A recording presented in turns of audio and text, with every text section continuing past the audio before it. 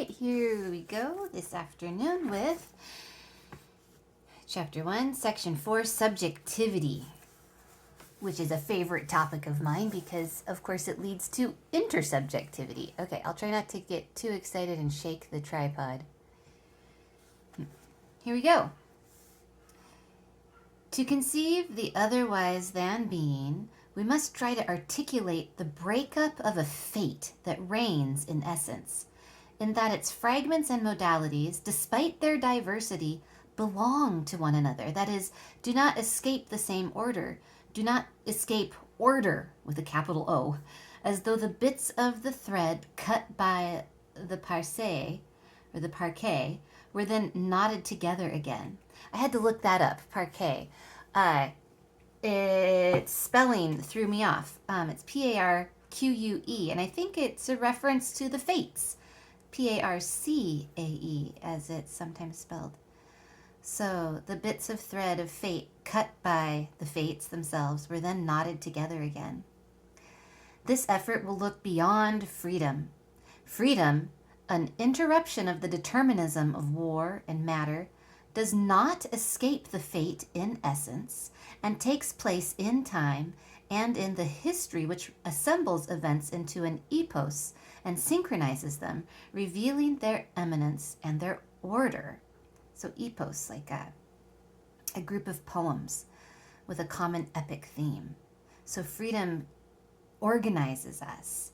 It's not exactly free in that way. And that's looking, of course, toward responsibility, which is more along the lines of freedom for Levinas. The task is to conceive of the possibility of a breakout of essence, to go where, toward what region, to stay on what ontological plane.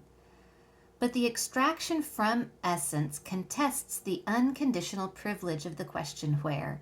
It signifies a null site, non-lieu. The essence claims to recover and cover over every exception, negativity, annihilation, and already since Plato, non-being, which in a certain sense is. It will then be necessary to show that the exception of the other than being, beyond not being, signifies subjectivity or humanity, the one self, which repels the annexations by essence. Oh, this is getting really good here.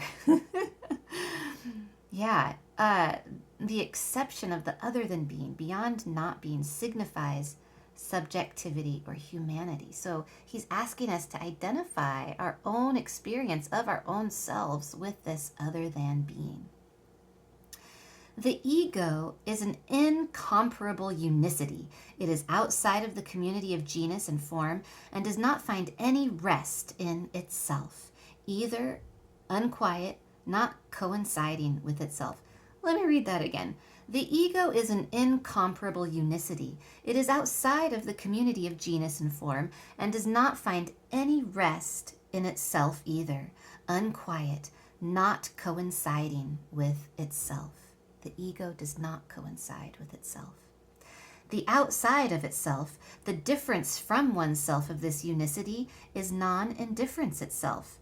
And the extraordinary recurrence of the pronominal or the reflexive, the self, say, which no longer surprises us because it enters into the current flow of language in which things show themselves. Suitcases fold and ideas are understood. And I'm not going to try and read the French here, but he's making this point about reflexivity in language, where the subjectivity of objects and the world appear through the reflexive case. The suitcases fold themselves. Ideas themselves understand themselves. So the world around us is subjective, is itself a subject. A unicity that has no sight, without the ideal identity, a being derives from the kerygma that identifies the innumerable aspects of its manifestation, without the identity of the ego that coincides with itself, a unicity withdrawing from essence. Such is man. And kerygma is like preaching, like religious truth, proclaiming religious truth. Yeah, so a unicity that has no sight. This person, the ego, has no sight. Without the ideal identity derived from this proclamation of truth that identifies the aspects of how it is, its manifestation. Without this, the ego cannot coincide with itself. A unicity withdrawing from essence, such as man. The history of philosophy, during some flashes, has known this subjectivity that, as in an extreme youth, breaks with essence. From Plato's one without being to Husserl's pure ego, transcendent in eminence, it has known the metaphysical extraction from being, even if, betrayed by the said as by the effect of an oracle, the exception restored to the essence and to fate immediately fell back into the rules and led only to worlds behind the scenes. The Nietzschean man above all was such a moment. For Husserl's transcendental reduction, will a putting between parentheses suffice? A type of writing of committing oneself to the world which sticks like ink to the hands that push it off? Ugh, I just love that image of epoche, or the transcendental reduction, like trying to push these things off, bracket them into this parentheses, and yet as you are letting it go, the ink sticks to your hands. Wow. One should have to go all the way to the nihilism of Nietzsche's poetic writing, reversing irreversible time and vortices to the laughter which refuses language.